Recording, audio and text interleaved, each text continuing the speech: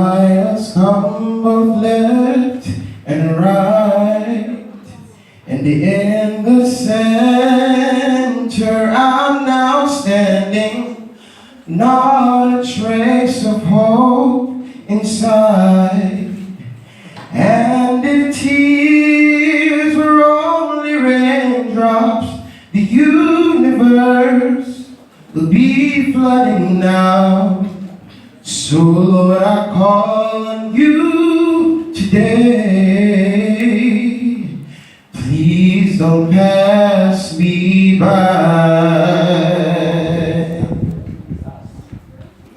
Hold my hands today. Let's our fall. Guide my steps all the way.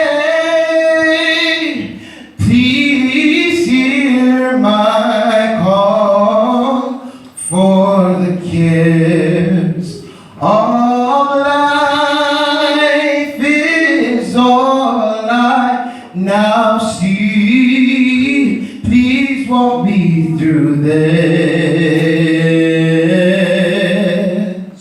That's all I ask of thee. And I thought number one would surely be me, and I thought I could be what I wanted to be, and I thought of myself as a mighty big man, but I can't even walk without you holding my hand. I can't even walk without you holding my hand. The mountain is too high and the valley is so wide. Down on my knees, and I've learned to say that I can't even walk without you holding my hand. Oh, that I can't even walk without you holding my hand.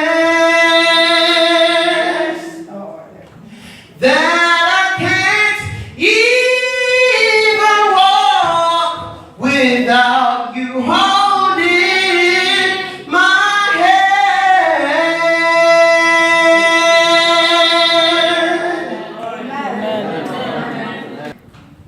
Want to thank Brother Donald for that wonderful song. Would also like to thank Brother Kennedy for that wonderful introduction. Thanks to Sister Sharma for that Bible scripture, and to Sister Francis for that children's story. Today our topic will be on true education. Let us pray. Most righteous and eternal Father, as we are about to go into our scripture reading, as we are about to go in our service today, we pray, Lord God, that whatever is being taught will open our minds to understanding. Father God, I pray, Lord God, that you'll just give us the courage, Almighty God, to speak on behalf of you. In your precious name I pray. Amen. So I'd like to thank each and every person that is here today. The Father welcomes you, the Son welcomes you, and the Holy Spirit welcomes you. Amen. Our scripture reading is from Psalms 144, verse 12. And it reads thus: that our sons may be as plants grown up in their youth, that our daughters may get cornerstones polished after the similitude of a palace. The Bible in Education by A.T. Jones is a book about this world system of education that we have all been affected by. It all goes back to ancient Babylon and Greece. True education is more than the pursuit of a certain course of study. It means more than a preparation for the life that now is. It has to do with the old being and with the period of existence possible to man. It is the harmonious development of the physical, the mental, and the spiritual powers. It prepares the student for the joy of service in this world and the higher joy of wider service in the world to come. The school system was initially designed by God to prepare the pupil for eternal life. Schooling is necessary not only to find employment one day, but also to prepare for eternal life. Amen. Acquaint now thyself with him, and be at peace. Thereby good shall come unto thee. That's from Job 22, verse 1. God's original plan for education. I will instruct thee and teach thee the way which thou shalt go. I will guide thee with mine eyes. Psalms 32, verse 8. It's God who is to instruct us, and not man. Amen. The fear of the Lord is the beginning of wisdom, and the knowledge of the Holy Spirit is understanding. Proverbs 9, verse 10. With the ancient of wisdom and the length of days, understanding. Job 12, verse 12 to 13. For the Lord giveth wisdom, out of his mouth cometh knowledge and understanding. Proverbs 2, verse 6. If we want to learn something, anything, then we are to go to the source of all knowledge and follow God's method of education. If we are to be plants that grow after the divine similitude, how will God facilitate this? We are to look to the original model of education. The system of education. The system of education established in the Eden centered in the family. Adam was the first son of God, and it was from their father that the children of the highest received their instructions. In the divine plan of education, as adopted to man's condition after the fall, Christ stands as the representative of the Father, the connecting between God and man. He is the great teacher of mankind and ordained that men and women should be his representatives. The family was the school and the parents were the teachers. The education centering in the beginning was that which prevailed in the days of the patriarchs. What was the system? The Garden of Eden was the schoolroom. Nature was the lesson book, and the Creator himself was the instructor. The parents of the human family were the students. So let's have a look in our biblical history. When brought out of Egypt, there were among Israelites few prepared to be workers together in the training of their children. The parents themselves needed instructions and discipline. Victims of lifelong slavery, they were ignorant and untrained, degraded. They had little knowledge of God and little faith in him. They were confused by false teaching and corrupted by their long contract with heathenism. God desired to lift them to a higher moral level, and to this, he sought to give them a knowledge of himself. When the word of God held a proper place in home and schools, Israel was prosperous and worldly nations set up them. Surely, this great nation is a wise and understanding people. Then we read that they would forget the things of God and fail to teach their children the word. These untaught children mingled among the heathen and learned their works, and they served their idols, which were a snare unto them. Thus were they defiled with their own intentions. And he gave them into the hands of the heathen, and they that hated them ruled over them. Many times did he deliver them. Psalms 106, verse 35 to 43. The history of modern Israel may be written in the same language as ancient Israel, substituting only modern terms and phrases to impress more the comparisons. In the early days, the following subjects were taught. So before all the subjects that we're doing now, these were the subjects that were taught before. So you have wisdom, knowledge, science, manual labor, music, poetry, temperance, morals, law, history, reading, writing, numbers. So those were the topics that were being taught before.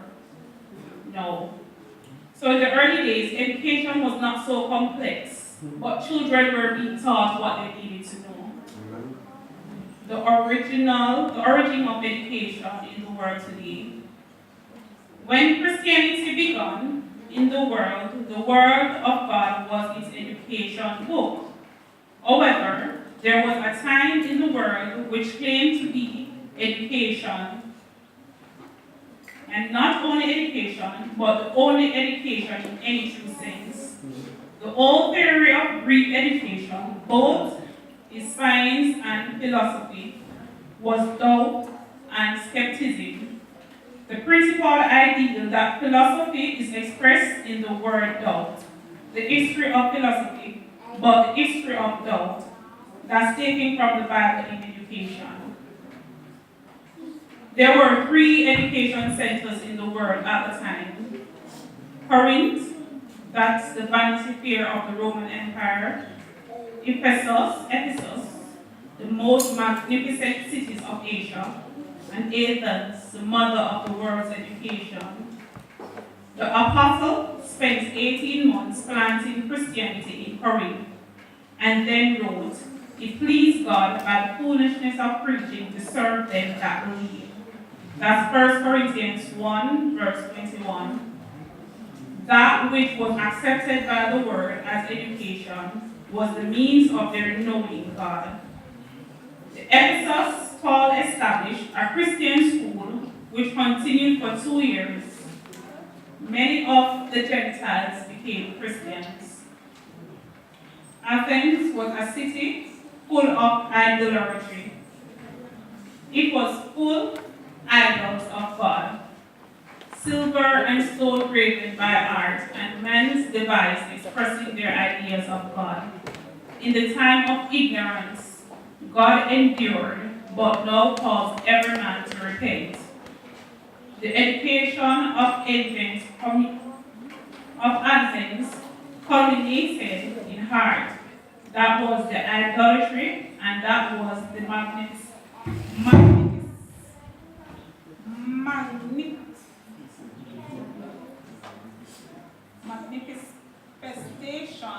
of ignorance. Manifestation of ignorance.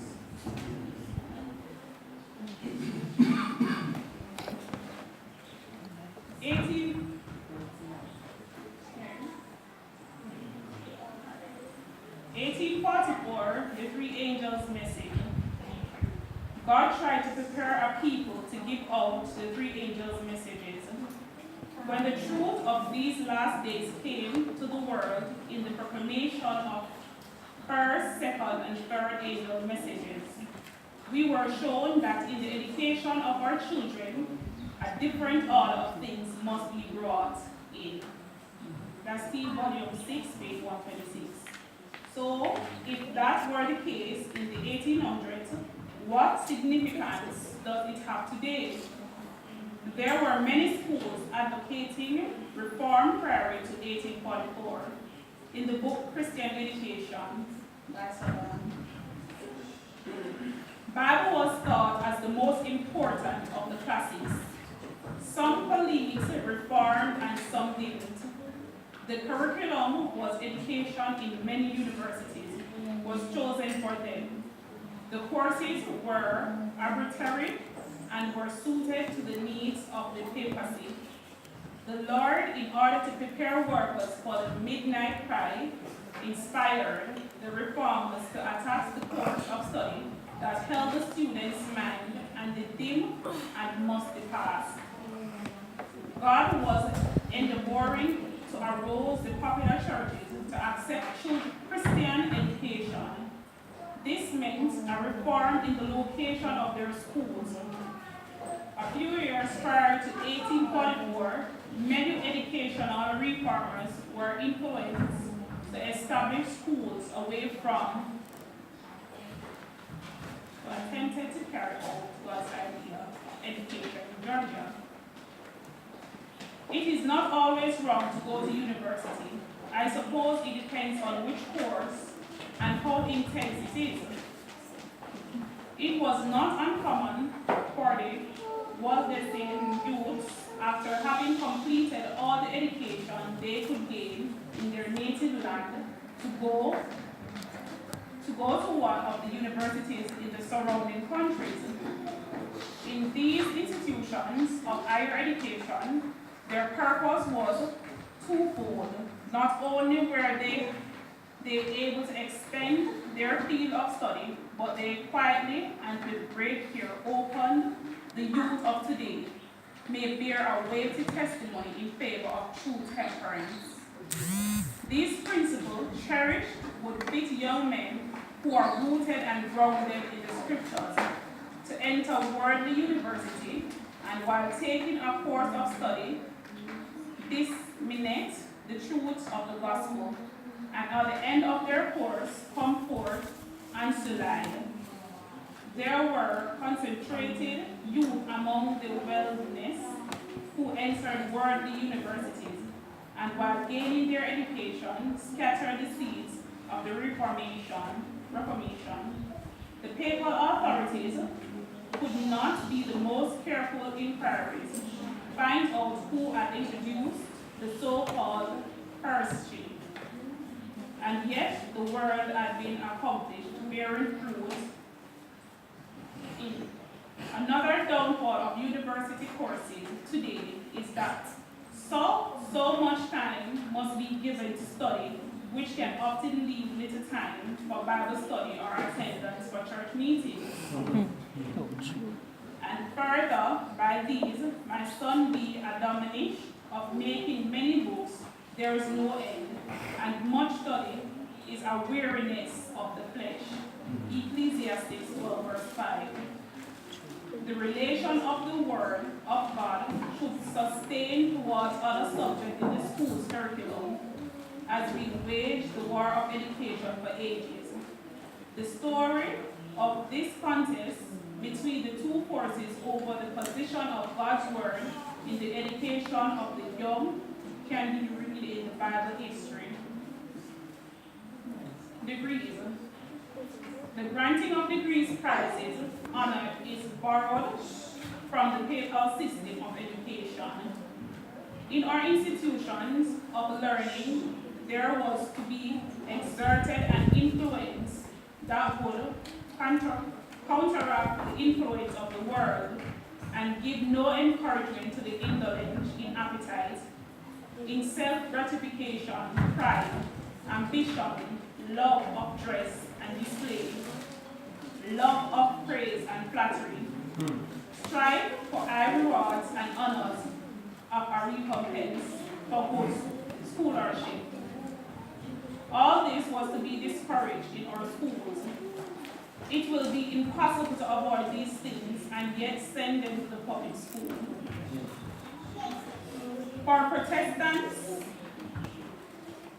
denominations, what is now endeavoring to do for SDAs, the education reform prior to the midnight cry proved a failure, which can tell how much weight this failure had in reducing the Protestantism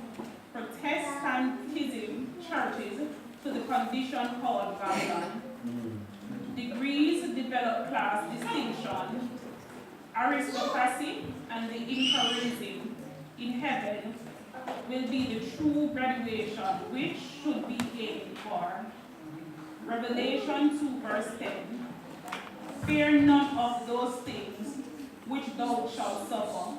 Behold, the devil shall cast some of you into prison, and that he may be tried, and he shall have tribulation 10 days. Be thou faithful unto death, and I will give thee a crown of life. Amen.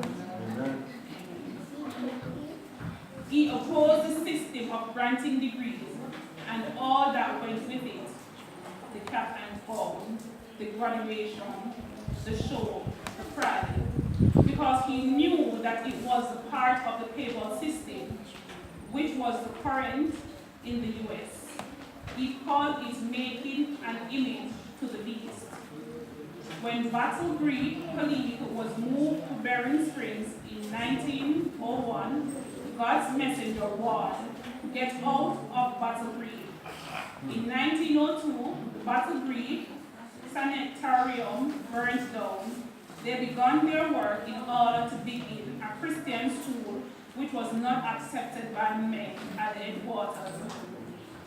No greater mistake was made than the mistake that has been made in separating the fear of the Lord. Amen? Amen. Physiology is a science which in the world today that is held in high esteem, yet is a subject of men's devising and not that of God. There are three root sciences: mental, moral, physical science. Through a microscope, mind can study, interpret things in the natural world. Though a telescope, the mind can study the planets. But how can a mind investigate the mind? Isn't this what we see in the world today with physiology, psychology? It's physically impossible. With the mind, we investigate other things. But in order to investigate and to know the mind itself, we must have another mind. But the individual mind can find back of itself another mind. That mind is the original and ultimate mind. As the true science of the mind, let him ask of him, who is the source of the mind? The Bible in education. Above other books, the Word of God must be our study, the great textbook, the basic of all education, and our children are to be educated in the truths found therein, irrespective of previous habits and customs. In doing this, teachers and students will find the hidden treasure. Proverbs 22 verse 6. Train up a child in the way he should go, and when he is old, he will not depart from it. Is that how it is for your students today? What should we do? Is that how it is for students? 2 Corinthians 6 verse 17. Wherefore, come out from among them, and be ye separated, saith the Lord, and through not the unclean, I will receive you, and will be a father unto you, and he shall be my sons and daughters, saith the Lord Almighty. Amen. Amen. Amen.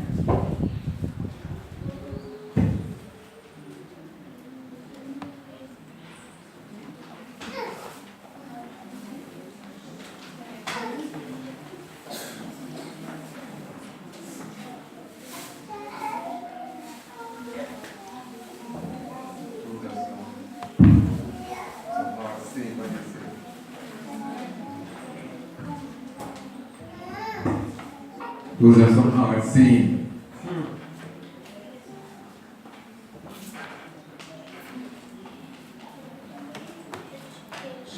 The Bible is the only book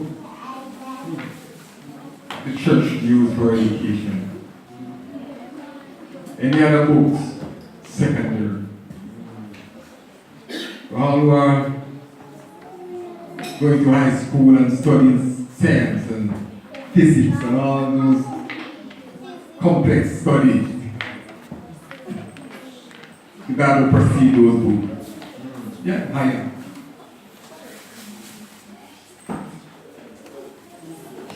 When you have the Spirit of God with you, it leads you into higher truth. What do you say? Hard saying, but it's true. Back then there was no other book but the Bible that was taught from. And today we have so many other books. And it perplexes the mind. Sometimes it takes us away from God. Mix us up. We don't know God anymore. What we know is about science and all these other things. But when we know God, we know everything. Thank you, Sister Reed, for the message to us today. 195 from our church hymn now. There shall be showers of blessing. This is a promise of love. There shall be season refreshing sent from the Savior above. 195. When you're there, let me see you stand as we sing to the glory of God.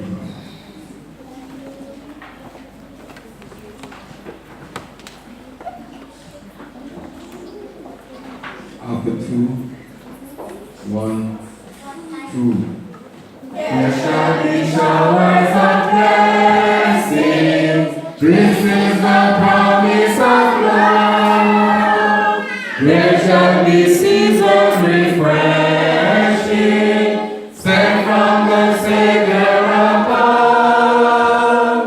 Showers of blessings, showers of blessings we need. Mercy drops from the star falling, but for the showers we plead. There shall be showers of blessing, precious reviving again, over the hills and the valleys, sun of abundance of rain. Showers of blessings, showers of blessings we need. Mercy drops from the star falling, but for the showers we plead. There shall be showers of blessings, send them upon us, O Lord. Grant to us now a refreshing. Come and now honor thy word. Showers of blessing, showers of blessings we need. Mercy drops from the star falling, but for the showers we plead. There shall be showers of blessing, oh that today they might fall. Thou hast to God we're confessing, the words of Jesus we call. Showers of blessings, showers of blessings we need. Mercy drops from the star falling, but for the showers we plead. What will the church sing? Lord, yes, as we pray. Our Heavenly Father, we want to thank you, Lord, for your words today. We recognize, Lord, that sometimes we have gone down the wrong road. But today, Lord, our minds have come back to recognize that there is no true education apart from that which you have given us. And so, Lord, we bless you, we praise you, we magnify your name, we adore you. And we ask you, God, that you will continue to lead your people, your church, in the right direction. That finally, Lord, this education principle will lead us into your eternal kingdom. As we are about to dismiss one from another, we ask, Lord, that that which is provided, that you will bless it, and that you will bring healing to our bodies, and that it will multiply, that it might suffice everyone. We ask these mercies in Jesus' name.